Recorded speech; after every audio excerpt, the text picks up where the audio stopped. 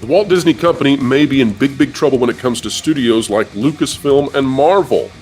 A new analyst is out there saying that the company has depreciated the ability of those studios to perform well, and as a result, their value may be dropping like a rock. And we're not talking about Geode from the High Republic. Well, we're to talk about right now, how much value has Lucasfilm lost, and is the studio actually unsellable?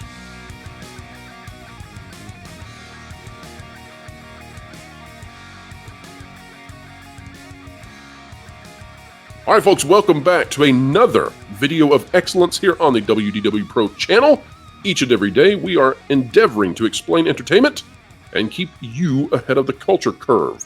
Today, we delve into the world of the financials, this in the case of the Walt Disney Company and their yard sale sell-off that they are attempting. Bob Iger back in town, and the CEO is looking to sell, perhaps even up to a third of the company.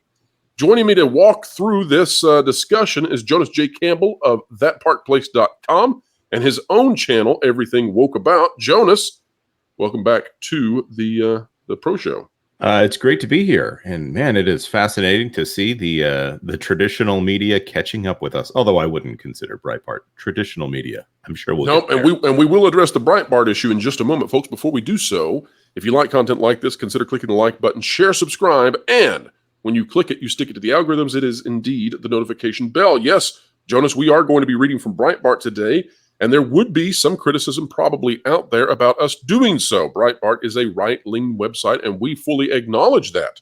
However, we try to go where the news is, and when we do so, we parse out what is political and what is not. Now, we have done videos on this channel where we have featured the Mary Sue, we have featured the Daily Kos, we have featured the Huffington Post, and yes, sometimes we've done articles from the Daily Wire and Breitbart. We are cognizant of the political leanings of these outlets, and we're careful to tread in a nonpartisan way here on the channel. We are interested in the philosophies and the financials behind entertainment, not necessarily the politics. Now, Jonas, we were in talks to have perhaps Pablo Hidalgo, the highly contentious executive at Lucasfilm, come on the channel to do an interview, and this is one of the things that we would have discussed with Mr. Hidalgo. He has turned down the invitation, but this is one of those things we would discuss, which is that it seems like, to put it lightly, he turned down the invitation. Well, he is no fan of us, I would say, although he did apologize, and so, apology accepted. We try to accept apologies and live by the standards that we wish to see in the world, but I would say that he is no fan of us, and we're probably not a fan of his decisions at Lucasfilm at all, and we're definitely not a fan of some of the interpersonal decisions he has made in interacting with others. We'll put that very lightly there. Star Wars Theory and Gina Carano come to mind. But this is something that I think Lucasfilm needs to address, and address quickly. Here's the article. It says, Nolte, and I believe this is John Nolte, desperate Disney prepares to sell off third of company. Yes, John Nolte. And starts off by saying, disgraced Disney CEO Bob Iger put roughly a third of the company up for sale this week, Bloomberg business reports. And Jonas, disgraced. Yes. Disgraced. Oh my, well, are we there yet? I would say we're definitely there. But Jonas, the reason we're doing the Breitbart article is because the Bloomberg side of this is behind a paywall. And were we to then pull up the Bloomberg side of it, we would be bypassing their paywall. And I don't think that's ethical or moral. I wouldn't want people to do that. I wouldn't want people to go to our member exclusive videos and just, promulgate them all over the web. So this Breitbart article is the only one I can find that covers this in the what would you say, the resolution or the area that I want to go. Yes. And we'll get there, folks. This is big. We'll read the first 2 or 3 paragraphs, and then we're going to the big side of this. Disgraced Disney CEO Bob Iger put roughly a third of the company up for sale this week. According to the report, the sale announcement was a subtle but unmistakable one. Iger made the announcement during his disastrous CNBC interview last week, where he was caught lying with the false claim that Disney is not. Okay, there's an example of the nature of this website. We won't say that. By declaring its cable and broadcast TV assets non-core, the report says Iger told the world ABC TV, the FX cable networks, Nat Geo, and Freeform are all for sale. He's also looking for a partner for the failing ESPN. I don't know if that last part is necessarily true. Bloomberg does the math. Media's Disney's media networks generated 35% or $24.8 billion of company revenue and more than 50% of the $7.5 billion of its operating income. That would be a big sell-off. Jonas, we have been talking about this for months and keeping people ahead of the culture curve. All of this is because Disney has to buy Hulu now. So, yes, Jonas, I've been reading reports that the folks over at ABC, they're very unhappy. And how could they not be? Iger has labeled them as non-core. He has essentially played his or showed his cards that he's willing to sell ABC. And ABC News and the ABC folks over there working for the network, they're furious. What do you make of all of this before we get into the Lucasfilm side of it? Well, it tells me that they had no idea that this was on the table, and that the confidence that they had in Iger was maybe misplaced. I actually have a question about something you said. I do believe he is saying he's seeking a strategic partner for ESPN. Was it the failing ESPN that you took issue with? Well, I would just be careful because there's an apples and oranges comparison that I want to be cognizant of and not blur the lines. When we're talking about, for example, Nat Geo or FX, we're talking about wholesale, get rid of them. Right. Right. With ESPN, we're not discussing the idea that they're just going to completely sell ESPN and it's gone. Right. That would be abandoning right. what is a fully functioning and potentially quite a growth market. And also, when we talk about Nat Geo, we're talking about Nat Geo, the channels, as opposed to National Geographic, the magazine. The collection of channels that compete with Discovery's Animal Planet and things along that milieu. So even though National Geographic has been reduced, I don't think the Nat Geo collection of channels has anything to do with that. This is the careful, cautious clarity that we try to bring on the channel. We read these articles and we see these things, but because we study Disney and we investigate Disney, and we talk with all of our contacts at Disney, we can come on and give a higher resolution and say, well, yes, they do want to sell this. No, they're not interested in selling this. ESPN is a third of their company. ESPN is also the asset that they wish to bring into streaming fully. They haven't been successful yet, but that's part of what they're attempting, is to get this thing into streaming where they can make money off of it without having to run it through cable. They don't want to do that very much anymore. Jonas, let's get into what they really don't like, though. This is the big one. This is the headline. This is the thumbnail. Here's what we've got. Ace of Spades adds this insight to, and again, folks, we're not going to say it because we know what the flavor is for this article, and you may agree with it, and perhaps we might privately. I don't know, but we're trying to be nonpartisan. We're trying to be right down the middle, even if it's a little less spicy. Ace of Spades adds this insight to Bob's sale announcement. Here is the big one.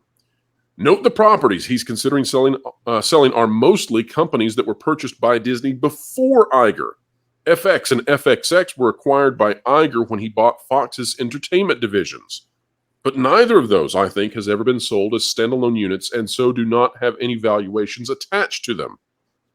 Iger does not want to sell off the big properties he bought, Lucasfilm, Marvel, Pixar, and even Fox as a whole, because the selling price will be much, much lower than the purchase price. This would expose him as a rube who consistently overpaid for other people's successful studios to cover up Disney's own struggling creative output. By the way, getting rid of John Lasseter may have made that very possible to have that diminishment in creative output. And it would also confirm everyone's strong suspicion that all of these properties are worth only, here it is, folks, 25 to 50% of what was paid for them. And therefore, maybe all of Disney is similarly only worth 25 to 50% of the current market valuation. Jonas, I'm going to hand it over to you.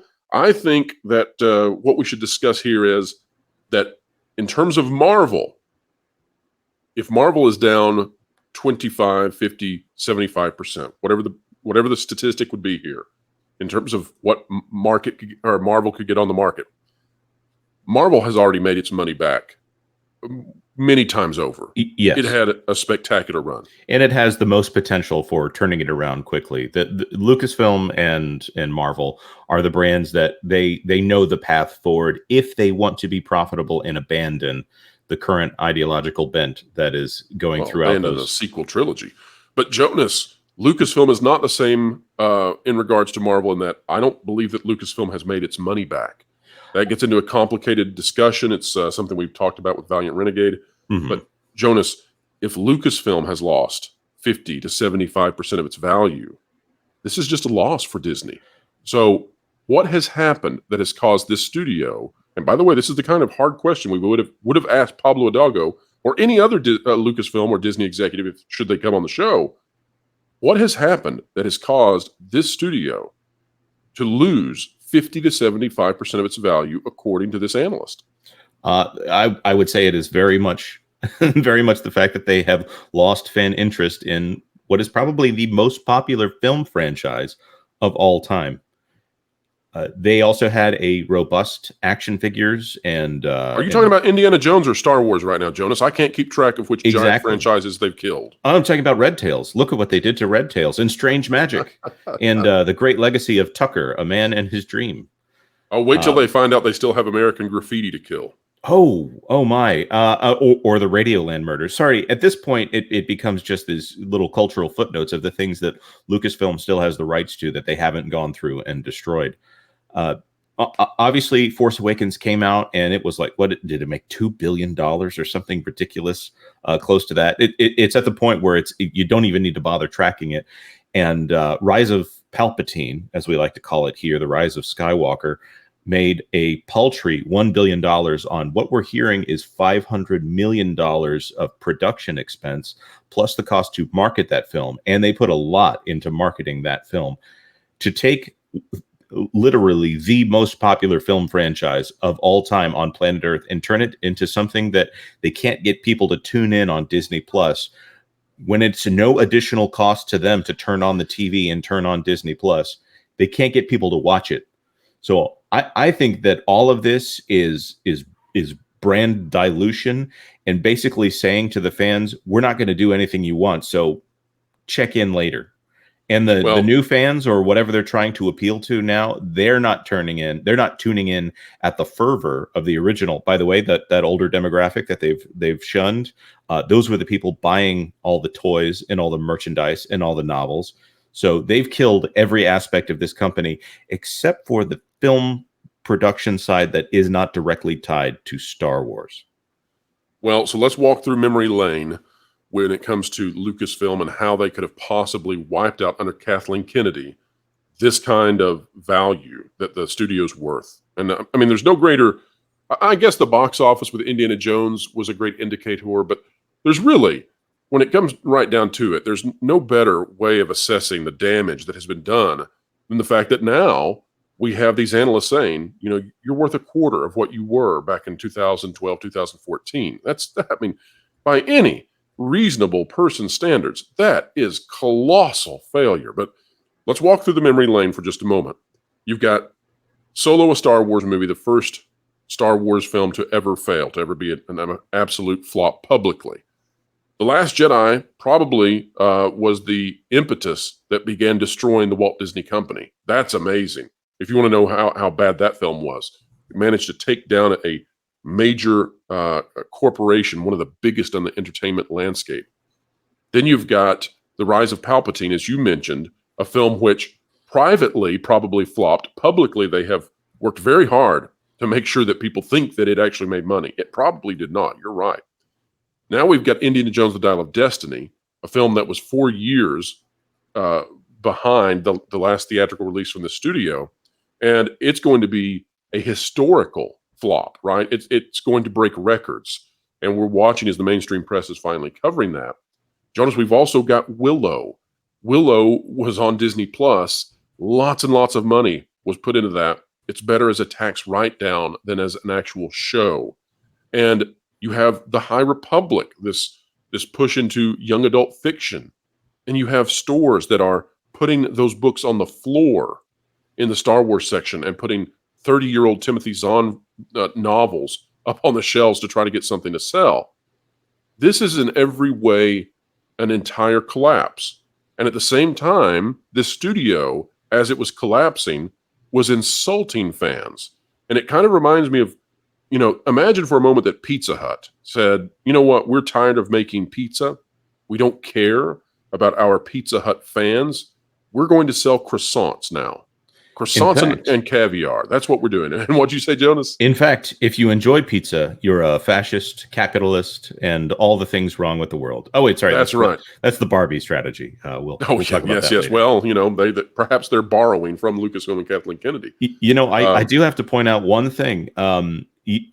Just a little asterisk to what you said. Solo: A Star Wars Story was not the first flop to have Star Wars attached to it in the box office. Do explain, please. Star Wars, the Star Wars: The Clone Wars that came out in 2008, distributed by Warner Brothers, made 14 million in its domestic opening, 70 million worldwide. I'm willing to bet that one, also directed by Dave Filoni, probably did not make its money back. Oh, Jonas, throwing the arrows today. Poor Dave Filoni. He did not know that he was going to be thrown through the mud in this one. But, I suppose that everybody at Lucasfilm now deserves to have some major criticism. Of course, there are those who are bunkered down over there, the original George hires who are trying to get to retirement, but everybody else probably deserves major criticism and skepticism. And I will say, hopefully he's grown in his talents by the time he gets around to doing his Mandoverse movie, if that happens at this point. I got to say, I think everything is in free fall at Disney. I have been on location doing some work, some investigative journalism with Walt Disney World. And Jonas, I have to tell you that it is such a drastic difference in 1 year, even, right? If you were just to track the quality of the parks over a 12-month period, if you do it over 5 years, it's amazing, and not in a good way. And the way that I have been conceptualizing this in my mind is that the only way you can achieve this sort of downgrade in terms of the product put forth to customers is you have to have thousands and thousands of really poor decisions over a long period of time. And it seems to me that likewise is what is happening at Lucasfilm. Thousands and thousands of just really poor decisions. And that ultimately falls on Kathleen Kennedy. And perhaps it falls on the people who have allowed her to sit there and be such a poor stewardess of everything that is George Lucas's, creations. But I think we've reached the bottom. I honestly, Jonas, truly believe that we're there now. And for the folks who've been waiting for Kathleen Kennedy to go, it's probably getting very close to time. Not in terms of, it's been time for a long time. But in terms of the market's going to demand it. I don't see any way out of this now when the studio is being declared by analysts to be a quarter of its original worth. What do you make, Jonas? You're talking about being at Walt Disney World and looking around. Does all of this quality inspire you to spend $100 to $200 on a lightsaber experience at the parks? Well, no, and I am impressed at the ability of Disney World now to essentially pay $150 a day to go through the turnstile. And then once you're in there, we're going to manage in every way possible to convince you to give us more money out of your wallet. And we will give you very, very little in return. It is amazing, but it's the same hubris that we have seen with Lucasfilm, the same exact hubris where they say, you're going to like the sequel trilogy. And we're never going to get rid of the sequel trilogy. And we're going to affirm the sequel trilogy. And you're never going to get the characters that you wanted to see together. And we're never going to apologize. We're never going to say we could have done better. We are only going to stick it in your face. And then when the fans are gone, they can't figure it out. Right. Because Disney only admits mistakes 10 years after the fact. The closest thing you'll come is maybe a little mention, maybe in a long time coming CEO memoir that is now debatable in historicity, to say, maybe we might have handled that a little bit poorly, but we got rid of the people that made that decision. Well, you can't say that when you keep bringing back the guy who made that decision. So, Jonas, we have talked about on the Lucasfilm side of this, we've talked about the degradation of that studio. And I'm wondering, the only things that seem to be profitable are the technical sides of the studio, right? The ones who are working on the CGI, the ones who are working on sound and all of that sort of behind the scenes and into the weeds part of the industry. The creative side is defunct. It's just dead. people are mocking the Ahsoka trailer. Disney Plus lost hundreds of thousands of subscribers as the Mandalorian season 3 premiered. I'm wondering, Jonas, is this 25% value compared to 10, 12 years ago? Is that just for ILM? I think that is a perfectly reasonable assessment. ILM has been one of the few consistent moneymakers for Lucasfilm, and as well as Skywalker Sound. Is that not nuts, Jonas? We're literally looking at this and say, well, if 25% of the company, or 25% of the value remains, what could that possibly be? Oh, well, it has nothing to do with Star Wars. And you also have to wonder how much of that is directly supported by the fact that Disney chronically overspends on the budgets of their films and asks for reshoots on their films, forcing them to spend all this money on ILM.